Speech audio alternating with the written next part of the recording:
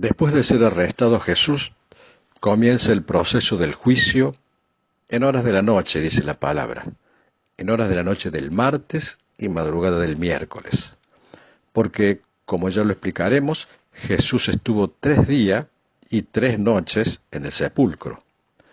La corrupción del hombre y su maldad se pone de manifiesto en un juicio de trámite totalmente irregular. Los religiosos de la época dejan de lado sus principios, la ética y la justicia. El hombre siempre se muestra bueno y condescendiente cuando nadie se interpone en sus planes y no afecta sus intereses. Pero cuando no ocurre así, saca a relucir sus garras y apela a cualquier medio posible, correcto o no, para lograr sus objetivos e imponer sus ideas. Buscan testigos falsos, porque no hallaron culpa en él.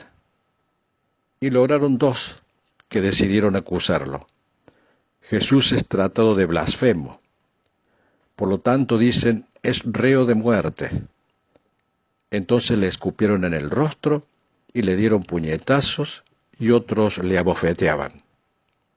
En el nombre del Dios viviente, los sacerdotes, en una clara exteriorización de que su ropaje de hombre de Dios no es más que una piel de ovejas que cubre a lobos rapaces, lo acusan falsamente, acudiendo incluso a la tortura.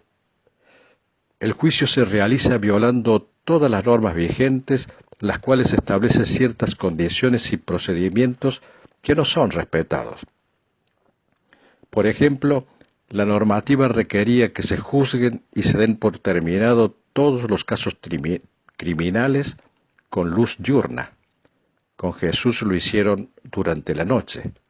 Tampoco se podía tratar ningún caso criminal durante la Pascua. El proceso a Jesús se realiza la noche de la Pascua.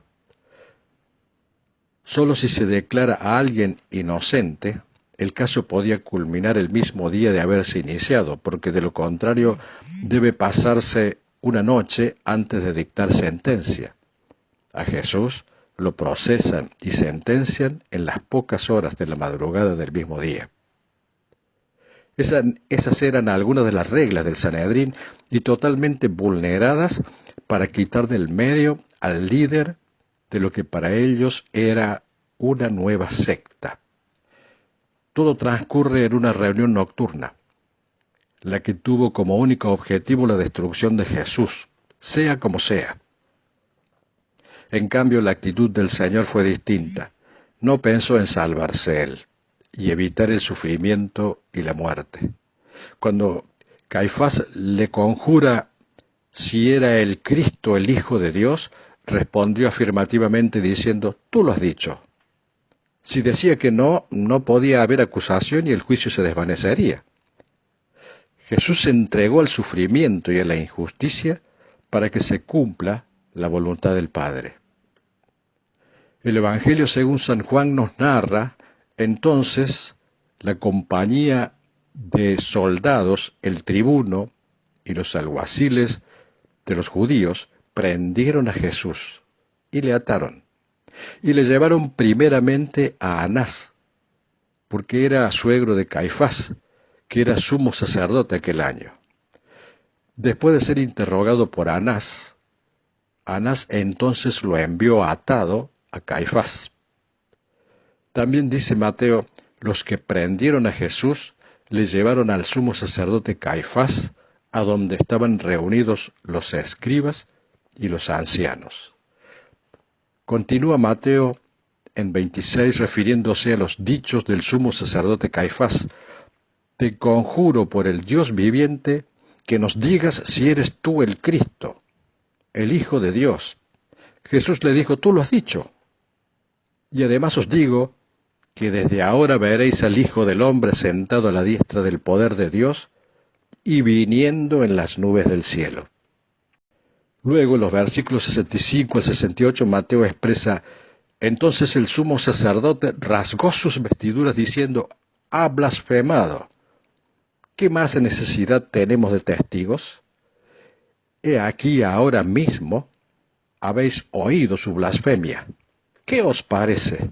Y respondiendo ellos dijeron, es reo de muerte. Entonces le escupieron en el rostro y le dieron puñetazos, y otros le abofeteaban diciendo, profetízanos, Cristo, ¿quién es el que te golpeó? Hasta aquí el proceso religioso. Pero no todo termina así, sino por el contrario, debe continuar un segundo procedimiento. Todo en muy pocas horas.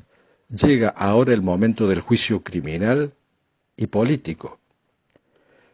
Según el calendario gregoriano, esta segunda parte del proceso tiene lugar el miércoles por la mañana. Llega el momento de la intervención de Poncio Pilato, quien desde un principio no quiere tomar parte en esta disputa. Es más, sabe que no era una situación justa, porque sabía que por envidia le habían entregado. Pilato no era el único que quería evitar su intervención en este proceso, sino que también su esposa compartía ese criterio, según lo expresa Mateo, y estando él sentado en el tribunal, su mujer le mandó decir, no tengas nada que ver con ese justo, porque hoy he padecido mucho en sueños por causa de él. Además, en su íntima convicción y por razones de conciencia, Pilato no quería condenar a alguien inocente. Y esto queda demostrado en varias ocasiones. Como dice Juan, entonces les dijo Pilato, tomadle vosotros y juzgadle según vuestra ley. Y los judíos le dijeron, a nosotros no nos está permitido dar muerte a nadie. Luego de interrogarlo Pilato a Jesús, nuevamente salió otra vez a los judíos y les dijo, yo no hallo en él ningún delito. Y continúa el relato, cuando le vieron los principales sacerdotes y los alguaciles, dieron voces diciendo, crucifícale, crucifícale.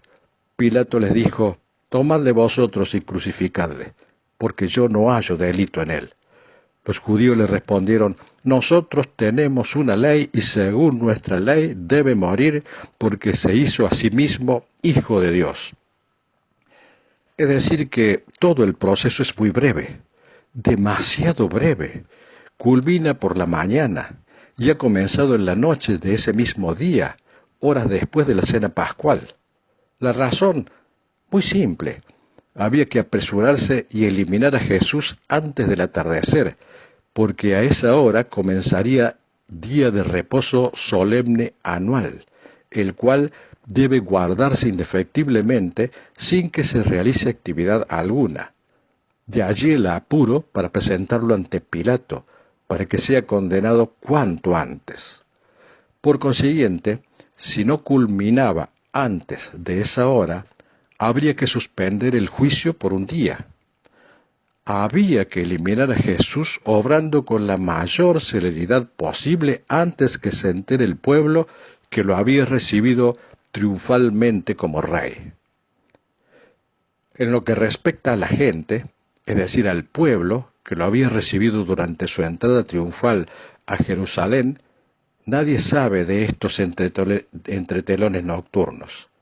Descansa plácidamente sin imaginar que se está gestando un gran acto de injusticia, plagado de irregularidades. Es necesario apresurarse para que cuando la gente despierte, nada pueda hacer hasta que vea la situación y de esa manera para que no se revierta la sentencia dictada.